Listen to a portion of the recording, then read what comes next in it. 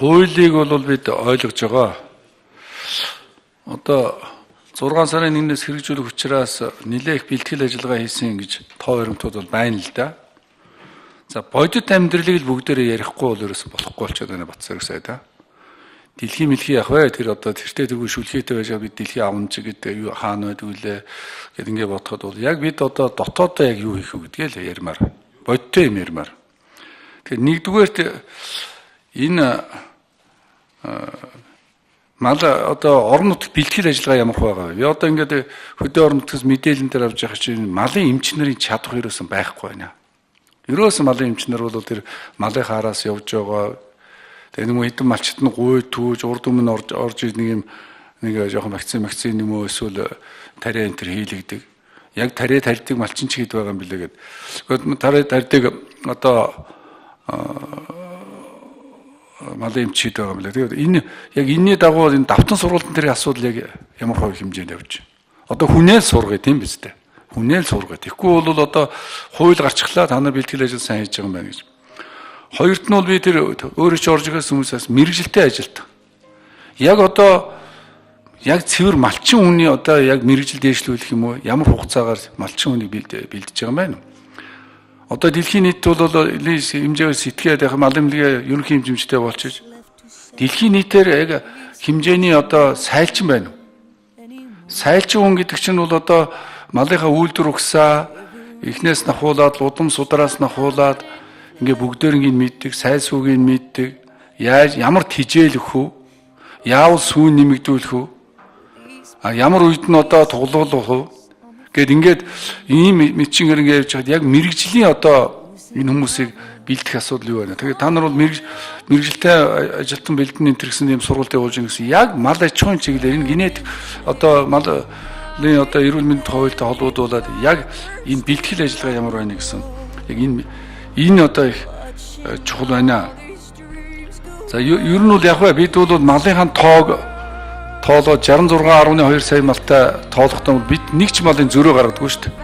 Дээр үед бол одоо нийслэг кино энэ ямар кино хэлээ дээ. Тэрэн дээр ч бол 3 тэмээ зөрөөд явчихад араас нь ороод тоолоод мэдчихдэг. Одоо манайх бол малаан бол ерөөсөн нэг хүрчлэн мундаг тоолдог юм байл. Би тэрэн дээр бол итгэдэггүй. Энэний тоог бол худлаа тоолдогтай адилхан энэ вакцины асуудлыг яриад байгаа маань шүлхийн вакцины асуудлыг сая танайхан бол таныг байхгүй шууд энэ зунжигаа хийчих юм ярьсан. Яг ингээд тооцоо гаргаад ирэхэд бүх малаа одоо вакцинжуулсан гэсэн.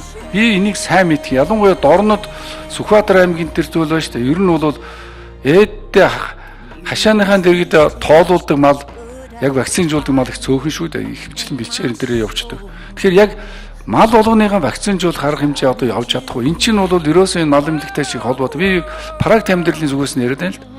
Хоёрт нь нэг юуны туурын зам туурын зам гарсан. Яг хаана ямар зам туурын зам байна? Яг туурын замын зай худаг ус мусын тэр гэж байна уу?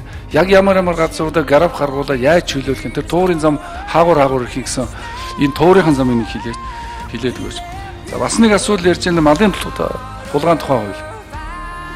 За малыг бол одоо хулгайлаад гэмт хэрэгээс одоо нэг хонь хулгай хийх юм бол баг гэмт хэрэгтэн биш. Тэгэхээр нэг хоньыг 10 удаа хулгайлаад ингээд бүртгүүлж явуулчихдаг. Яг малын хулгаан тухай хууль дээр яг детальчилж юу оруулж байгаа юм. Би одоо туувар, хулгай, мэрэгжилтэй боловсон хүчин, чадварчуулах асуудал яриад байл да. Яг гэвэл 6 сарын 1-ээс хууль хэрэгжээд эхлэнгүүт За барилла Батсараг сайдын микрофоныг өгье. За тэрэгчтэйг гишүүний асуултанд хариулъя. За хууль 6 сарын 1-ээс хэрэгжинэ. За бэлтгэл ажил бас боломжийн одоо хангаж байгаа гэж ойлгож байгаа. За өнөөдөр бид нэр засгийн газрын хуралдаанаар яам мал эмнэлгийн ерөнхий газар байгуулах тогтоолын төслийг одоо хэлэлцүүлээд их хуралд өргөн барих гэж байна. За ингэснээр одоо хууль хэрэгжиж эхэлнэ гэж харж байгаа. За түрүүн би хэлсэн одоо сургалтуудыг бол нэлээд хийж байгаа. За орон нутагт одоо малчтайгаа уулзаж бас танилцуулж байгаа. За хотод бас авчирч одоо сургалт семинаруудыг орон нутагт нь бас семинаруудыг бол тогтмол зохион байгуулж байгаа. За боловсон өчнөө асуудал төр бол тантай санал нэг байгаа. Үнэхээр манай хөдөө аж ахуйн салбарын боловсон хүчин бол ихэнх нь 50, 60, 70 онд одоо бэлтгэгдсэн юм боловсон хүчингүүд байдаг. За тэднэрээ үнэхээр өнөөдөр тэтгэврийн насных болсон. За залгамж халаагаа одоо бэлдэх асуудал бас үнэхээр төр бас бодлогоо бол алдсан шүү дээ. Тэгэхээр энийгээ л бид нар буцаая гэдэг юм. Буцаая. Тэгэхээр үнэхээр тантай санал нэг байна. Үнэхээр одоо бэлтгэсэн боловсролчгүүдээ давтан сургах, чадваржуулах, урт богино хугацааны сургалтанд амруулах ажил бол маш чухал байна. За энийг бол ямар ч үсэн яам өөрсдийнхөө бодлогынхаа төвшөнд гадны одоо төсөл хөтөлбөртэйгээ хамтраад баг сагаар хийж байна. За цаашдаа бол ерөн салбарын хувьд бол жоохон зоригтой шинжилгээ өөрчлөлтүүд хийх шаардлагатай байна. Өнөөдөр хөдөө аж ахуйн сургууль бол боловсролын яамн дээр байгаа. Тэгэхээр бол бодлого ямар явах уу гэдэг салбарын бодлого гэдэг ямар явах уу гэдэг ойлгомжтой. Тэгээд засах өөрчлөх юмнууд бас байгаамаа. За энийг бол одоо засгийн газар дээр засаг дээр бас бид нар ярилцж байна. За малчтаа бид нар бол үнэмхжүүлсэн. Малчин гэдэг бол мэрэгжилээ. Тийм учраас үнэмхтэй болгосон. Энэ бол манай малчтад маш их урам зориг өгч байгаа. Харин цаашаа одоо таны хэлдгээр улам одоо чадваржуулах, улам сургах ажлыг бол одоо төр их хурлтайгаа хамтарч одоо хийх зөвөө. Бид нар маргааш малчтын зөвлөгөөнөө хийх гэж байна. 21 аймаг 330 сумаас 800 гаруй одоо манай малчд ирнэ. За энэ дээрээ бас бид нар энэ хуулиас сурталчилна. Дээрээс нь одоо бас олон жил яригдж байгаа энэ бэлчээрийн тухай хууль. Одоо бэлчээрийн одоо малын хөлийн хураамж, дотрын асуудлыг бас одоо энэ одоо зөвлөгөөн дээр бид нар бас нэлээд малчдтайгаа ярив. Ер нь энэ хууль хэрэгжүүлэхэд одоо ямар зовлон бэрхшээл байна гэдгээ бас одоо малчдтайгаа яригээд энэ зөвлөгөөнөө бас одоо маргааш хийх гэж байна. За багцааны асуудал үнэ бид нар улсынхаа төсөвтэй л одоо таарсан эмнэлгийн үйлчилгээ үзүүлж байгаа шүү дээ. Өнгөрсөн 2018 оны төсөвт бол нэг 7.2 сая тонн шүлгийн багцан авах мөнгө тавьж өгсөн. За Оросын холбооны улсаас бид нар хүмүүлгийн тусламжаар нэг 1.6 сая тонн багцан авна. Ингээ нийтдээ 1.8 орчим сая тонн шүлгийн багцанд. Энийгээрээ бол 15 сая тонн одоо толгой малыг л бид нар багцуулж байна. За төсөвдөр одоо хангалттай бид мөнгө тавиулахын төлөө бас 12 оны төсөвдөр ярьж байна. Одоо бид нар энэ байгаа одоо хөрөнгөндөө мөнгөндөө багцынтаа ер нь яаж одоо энэ халдвар төвчнийг одоо тэлчихгүй байх вэ? Яаж хумбах вэ? Яаж урдсан сэргийлэх үү гэдэг л ажлаа зохион байгуулж байна. Энэ хууль гарснаар бол юм олон өөрчлөгдөнө гэж бид нар харж байгаа. Өнөөдөр бид нар гол салбар төвчин гаргах дээр тэмцдэг аргыг л хэрэгжилж байгаа. Энэ хууль хэрэгжиж ирснээр бид нар урдсан сэргийлдэг болно л гэж зорж байгаа. 5 жил дараалаад бид нар энэ урдсан сэргийлэх ажлыг хийчих юм бол нэг гоц салбар төвчин одоо нэг гараад байхгүй л гэсэн ийм төлөвлөгөөтэй манай мэрэгжлийн малымлыг үржлийн газрынхан манай мэрэгжлийн эмчнэр бол ажиллаж байна. Үнэхээр болсон хүчний асуудал дээр бол тантай санал нэг баг. Үнэхээр хөдөө аж ахуйн салбарт бол боломжтой хүчин дутагдaltaй болж байгаа. Цаашдаа бид нар бодлогоор бэлдэх ёстой. Мал эмнэлгийн ерөнхий газар байгуулагдаад бид нар орон нутагт болсон хүчний судалгаа гаргасан. За малын хулгайн хууль туурын замын асуудлаар гав хийг дараа 5 дугаар 1-р бүлгээр дээр суучих гавыг 1-р бүлгээр би ус дараа нь Бацраг сайдаа танаас нөгөө түрүүн тэрвш тог даргын асуусан бас нэг асуулт байгаа эзгүй хаагур биокомнод Унгар гэсэн асуудал бол худлаа шүү гэсэн нэг энэ дээр та хариулт өгөх юм шүү дараа нь.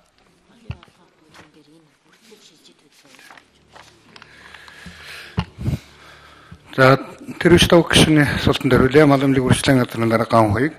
За түрүү юуны мөнөөс би Содотор гişүний асуултанд хариулъя. Зүгээр энэ жил орхигдсон нэг асуудал маань бол энэ жил сурчлагаан дээр бол бид нэр Швейцарын хөгжлийн хамтын ажиллагааны агентаас 260 сая төгрөг гаргуулж авч байгаамаа.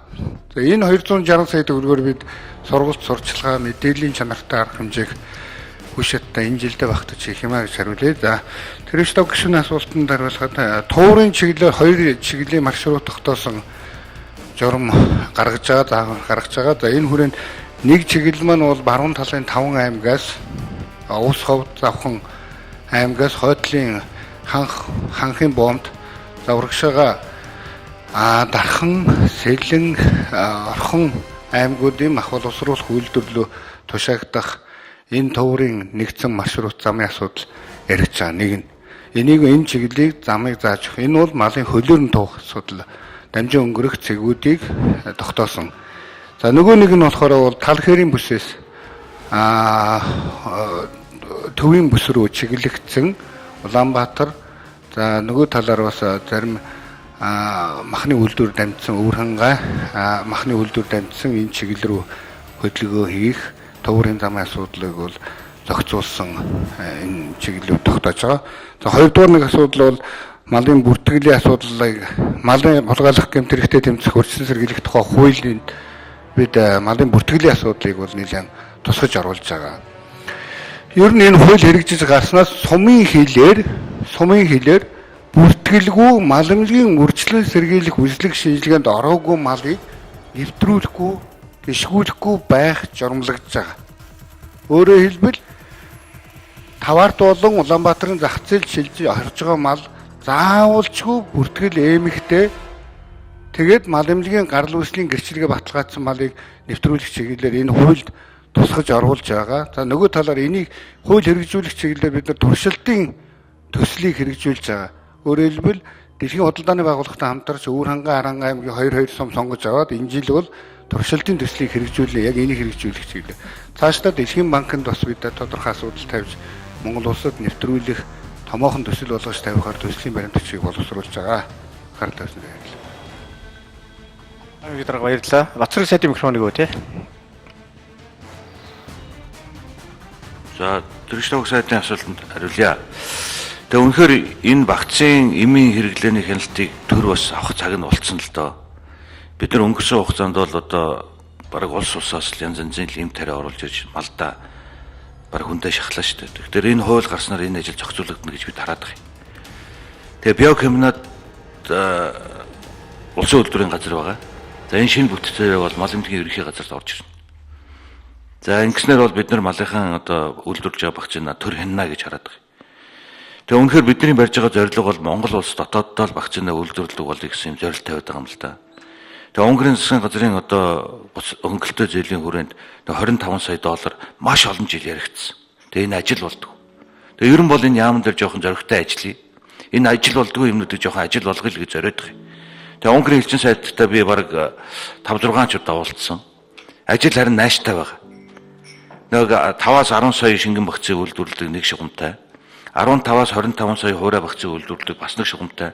Лабораторитой энэ өргөтгөлийг ямар ч үсэн энэ 6 сартаа багтаагаад бид нар ажил эхлүүлэх гэсэн юм бодолтой гэрээ хэлцлүүдийг нэгээд тэзэн мэзэн үндсэндээ дуусаад ингэ явж байгаа. Тэгээ энэ ажил эхэлчих байх гэж одоо бодож байна. За үнэхээр чадахгүй байгаа. Үнэхээр Төрөштэй сайдын хэлж байгаа үнэн. Чадахгүй байгаа вакцина бид нар нэг л улсаас авдаг бай. Тэгээ шүлсийн вакциныг үнэхээр чадахгүй бол. Яагаад нэг улс гэж яриад байгаа гэвэл өнгөрсөн хугацаанд бид нар маш олон газраас авсан. Янз бүрийн улсаас энтгийг ятод тэгээд тэгээ хяналт байхгүй болсон. Аль улсынх нь вакцины чанартай, аль нь үр дүн хүрээд байгаа юм ингээд чадахгүй болсон. Тэгэхээр бид нар нэг л улсаас авдаг бай, буцаагаад тэр улстайгаа хариуцлага тооддог бай гэж. Магадгүй тэр нь бол одоо Оросын холбооны улсаа гэж бодоод бид нар одоо Оросын холбооны улсаас хүмүүлийн тусламжаар болон шууд худалдан авалтаар Оросын холбооны улсын одоо эмийн үйлдвэрүүдээс шүлгийн вакцинуудаа авж байгаа. Төрөштэй сайдаа. За бүртгэлийн ажлын хувьд бүртгэлийн юу бол бас чухал бүртгэл. Тэгээ мал эмнэлгийн ерөнхий газар байгуулагчдаа холбогдуулаад үржилэн хэлсэн манай яам дээр мал эмнэлэг бүртгэлийн бодлого зохицуулт хэрэгжилтийн газар гэд ирж байгаа. Тэгээ бүртгэлээ бид нар яам дээр бодлогоор авнаа. Яг нөгөө сая 12 сард баталсан хуулийн дээр яг ингэж хийгээд өгсөн юм билээ. Тэгээ бид нар яг хуулийн дагуу бүтцээ цаасан дээр буугаад та бүгдээ танилцуулж байгаа. За баярлалаа. За баярлалаа. Мөнх цэг шөнийн микрофоныг өгье.